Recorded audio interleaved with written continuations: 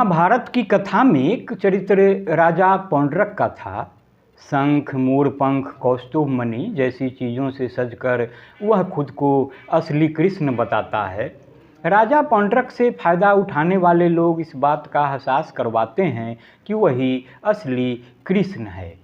राजा पौंड्रक जब सारी सीमाओं का अतिक्रमण कर लेता है तो श्री कृष्ण के हाथों मारा जाता है। आज के समय में टीवी एंकर के रूप में सरकारी गदाधारी बनी एंकारिता ऐसा ही व्यवहार कर रही है। वह खबर रूपी सुदर्शन चक्र हाथ में रखकर दिखाने की कोशिश करती है कि वही असली पत्रकारिता है, लेकिन इस एंकारिता को मारने के लिए श्री कृष्ण की ज़रूरत नहीं होती है।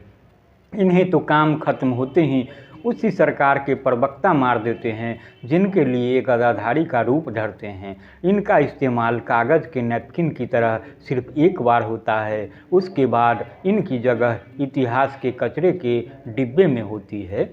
पत्रकारिता के बेस में बहुरूपिया एंकारिता पर बेबाक बोल के साथ मैं हाजिर हूँ। आगे बढ़ूं इससे पहले मेरा आग्रह होगा कि आप newsletter with Rakesh Ranjan को सब्सक्राइब ज़रूर करें। देखने के बाद शेयर तो करें ही, हाँ कमेंट देना भी नहीं भूलेंगे। तो आगे बढ़ते हैं। शर्मा के मुँह न फेर नज़र के सवाल पर, लाती है ऐसे मोड़ पर किस्मत कभी कभी। शुरुआत गाने की पंक्तियों से है, क्योंकि हालात हाजरा पर तबसरे के लिए इससे बेहतर कुछ नहीं हो सकता। आपको कैसा लगा था जब आप जेल गए थे? केंद्रीय मंत्री स्मृति ईरानी के इस सवाल के बाद एंकर सुधीर चौधरी का चेहरा स्याह सफ़ेद हुआ था। उसके बाद बने दृश्य में एक कमी थी। कायदे से इस दृश्य को स्मृति ईरानी अभिनीत और एकता कपूर मार्का धारावाहिक की धुन के साथ दिखाना चाहिए था। सुधीर चौधरी की तस्वीर को स्याह सफ़ेद कर 3 बार क्या क्या क्या पूछना चाहिए था। स्वर्ग में नाचती अप्सराओं के पांव थम जाने और इंद्र का सिंहासन डोलता हुआ दिखाया जाना चाहिए था। साथ ही सप्तर्षियों के साथ अवतरित होकर नारद मुनि नारायण नारायण करते हुए अब क्या होगा एंकारिता पूछते। एंकर सुधीर चौधरी और स्मृति ईरानी के साक्षात्कार के वायरल वीडियो ने एक बार फिर उस दुर्भाग्यपूर्ण स्थिति को सामने ला दिया जब हमें बार बार याद करवाया जाता है कि हर पेशे की एक सीमा रेखा होती है और उसे किसी को लांघना नहीं चाहिए। जब दूरदर्शन के साथ हमने टेलीविज़न पर समाचार देखना शुरू किया, तब समाचार पढ़ने वाले को समाचार उद्घोषक कहा जाता था। वे पत्रकारिता और दर्शक के बीच की कड़ी थे। हालांकि उनके नाम के साथ पत्रकार नहीं जुड़ा था, लेकिन समाचार पढ़ते वक्त उन्होंने हमेशा पत्रकारिता का मान रखा। खबर को खबर की तरह पढ़ा, न कि तेरे समय में ऐसा तो इस समय में ऐसा क्यों वाली गड़बड़ के साथ।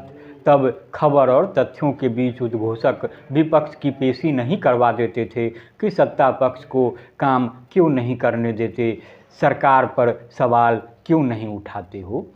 उद्घोषकों के बाद पत्रकार और प्रस्तुतकर्ता के जोड़ ने जिस एंकर को पत्रकारिता का पर्याय बना दिया, आज वह अपने भयावह मोड़ पर है। पत्रकारिता जैसी पवित्र विधा में आस्था बरकरार रखते हुए हम इनके लिए नए नाम एंकारिता की सिफारिश करते हैं। एंकारिता की खासियत है कि इसने खुद को किसी भी तरह की सीमा रेखा से परे मान लिया है। जब इनका मन करेगा अपनी सीमा लांघकर दूसरी तरफ जाकर बोलना शुरू कर देंगे। शायद इन्हें अपनी सीमा रेखा का अंदाज़ा इसलिए नहीं हो पाता है कि ये सत्ता के ध्रुव की तरफ झुककर घूर्णन करते हैं। सत्ता की धुरी पर घूर्णन करते हुए इन्हें वह सीमा दिखनी बंद हो जाती है जहां इन्हें रुकना है। इनकी दूसरी विशेषता यह है कि अगर सरकारी पक्ष का कोई प्रवक्ता होगा तो स्निग्ध मुस्कान के साथ उनके मतलब का सवाल पूछते हुए ऐलान सा कर देंगे कि जो तुमको पसंद हो वही बात करेंगे, विपक्ष पर हर पलटवार करेंगे। सत्ता के प्रवक्ता के सामने सवाल पूछने का अंदाज ऐसा होगा कि आम के सवाल का जवाब अगर इमली भी मिला तो उसे लोकतंत्र की मिसाल बना देंगे। ये उस बृहत्तर दायरे में रह ही नहीं सकते जिसे पत्रकारिता कहते हैं। अहंकारिता के पूछे नरम मुलायम सवालों के बाद सारी बहस का केंद्र सत्ता का प्रवक्ता हो जाएगा। ऐसी बहस की खास बात होती है कि सभी चैनलों की अहंकारिता पर सारे प्रवक्ता एक जैसी बात दोहराते मिलेंगे। मान लीजिए सरकार से पूछा गया कि सरकार ने कहा था कि विदेशों से काला धन लेकर वापस लौटाएंगे और हर भारतीय नागरिक के खाते में 15 लाख आएंगे, तो उनका क्या हुआ। इसके जवाब में प्रवक्ता सारी जन कल्याणकारी योजनाओं के खर्च का औसत निकालकर हर नागरिक के खाते में 15 लाख डालने की बात कह देंगे। मजाल है कि किसी और चैनल पर किसी और प्रवक्ता के आंकड़ों में कोई हेर फेर हो। ऐसी एक समान कुदरती बौद्धिकता को देखकर तो कृत्रिम बौद्धिकता भी हार मान लेगी, लेकिन अहंकारिता गुणक सवाल में यह पूछने की हिम्मत नहीं उठाएगी कि ये पैसे तो जनता की विशुद्ध सफ़ेद कमाई से आ रहे हैं, आप तो यह बताइए कि काले धन का क्या हुआ। तीसरी विशेषता, जब अहंकारिता खुद को पत्रकारिता जैसी दिखाने की कोशिश करे, इसके लिए वह लक्ष्य चुनती है विपक्ष को। विपक्ष के बरक्स अहंकारिता का स्वर इतना ऊंचा हो जाएगा कि घर में चैनल देख रहे दर्शकों पर टीवी बंद कर कुछ सही चीज़ देखने सुनने का दबाव बन जाएगा। बुजुर्ग रिमोट छीनकर किसी भजन चैनल पर लगा देंगे या फिर बच्चे कार्टून नेटवर्क पर, और समाचार चैनल के दर्शक की खबर देख सुनकर सजग नागरिक बनने की सदिच्छा अहंकारिता के हाथों पूरी तरह मार दी जाएगी। भारतीय शिक्षण प्रणाली में प्रश्न को ईश्वर के करीब माना गया है। वेदों उपनिषदों की नींव में प्रश्न ही है। प्रश्नकर्ता को मंदिर की गर्भगृह की तरह होते हैं। इस गर्भगृह तक सबकी पहुंच नहीं होती है। जो इसके लिए अधिकृत है वहीं इस तक पहुंच सकता है। पत्रकारिता में सवाल इसी गर्भगृह की तरह है, जहां सत्ता और विपक्ष किसी की भी पहुंच नहीं होनी चाहिए। प्रश्न को शिव की तरह सत्य और सुंदर माना गया है। बच्चे जब बोलना शुरू करते हैं तो सबसे पहले सवाल करना ही सीखते हैं, ऐसा क्यों तो ऐसा क्यों। बच्चों की स्वस्थ मानसिक वृद्धि के लिए अध्यापक हर सवाल का धैर्य से उत्तर देते हैं। अगर बच्चों के सवालों पर खींचकर अभिभावक डांट फटकार शुरू कर देते हैं तो उनके मानसिक विकास पर बुरा असर पड़ता है। प्रश्न की इसी परंपरा की नींव पर आधुनिक पत्रकारिता की इमारत खड़ी हुई।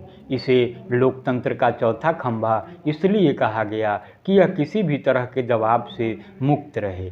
पत्रकार व पत्रकारिता की भूमिका पर किसी और संस्था का दखल नहीं रहे, इसे ही आदर्श स्थिति माना गया। लेकिन पत्रकारिता की इस बुनियाद को ढहाते हुए अहंकारिता ने अपनी भूमिका बदल ली। सवालों के गर्भगृह में सत्ता पक्ष का प्रवेश दिला दिया। आपको शायद अंदाज़ा नहीं कि किसी भी सरकार के पास अपने प्रचार के लिए कितना बजट होता है। आपने सोच लिया कि आप सरकार के प्रचार के पैसे बचा लेंगे और उसके एवज में अपने लिए एक सुरक्षित जगह स्थापित कर लेंगे। आप चीख चीख कर सरकार की जयकार और विपक्ष पर वार करने लगे।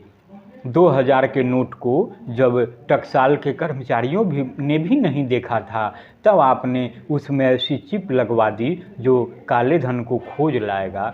उसी सरकार ने जब 2000 के नोट को काले धन की बड़ी वजह बताकर चलन से बाहर कर दिया, तो आप सवाल तलब नहीं हुए। सभी सवालों के गर्भगृह में ईश्वर की तरह स्थापित की गई सत्ता की प्रवक्ता पूछती हैं, कैसा लगा जब आप जेल गए थे। ऐसा पहले भी होता था, लेकिन वह एक दो मामलों तक सीमित होता था और लोगों के दिमाग से छट जाता था। अब फर्क यह है कि अहंकारिता का यह धुंध की तरह ही हर तरफ छा गया है। सत्ता ही सत्य है वाली धुंध का प्रदूषण आँखों के सामने ऐसा छाया है कि कुछ मीटर की दूरी पर खड़ा सवाल दिखना बंद हो गया है। अहंकारिता की प्रदूषण से सवाल करने वालों की आँख में जलन है, गले में घुटन है। प्रदूषण प्रकृति के खिलाफ है। प्रकृति हर प्रदूषण की काट भी पेश करती है। इस नियम की वाहक बनते हुए अहंकारिता के प्रदूषण को सत्ता याद दिला देती है कि वह कभी भी उसकी साथी नहीं हो सकती है। सत्ता सिर्फ सत्ता की साथी होती है। अहंकारिता को एहसास होता है कि उसका इस्तेमाल उस कागज़ की नैपकिन की तरह हुआ जो एक बारगी ही काम आता है, बस एक इस्तेमाल, और आप इतिहास के कचरे के डिब्बे में। पत्रकारिता के इतिहास की किताब पर आपकी अहंकारिता उस चमकती धूल की तरह होगी जिसे सत्ता फूंक मारकर उड़ा देती है। पत्रकारिता के इतिहास में अहंकारिता का जिक्र उस अघोषित आपातकाल की तरह होगा जिसने खुद को समय से भी बड़ा समझा था, लेकिन जिसका समय बहुत छोटा था। आने वाली पत्रकारों की पीढ़ी किताबी पाठ्यक्रमों में पढ़ेगी कि एक समय की बात थी जब सरकारी गद्दाधारी एंकर के वेश में खुद को पत्रकार कहने लगे थे। तो आप इसे सुने और गुने। आज इतना ही। नमस्कार।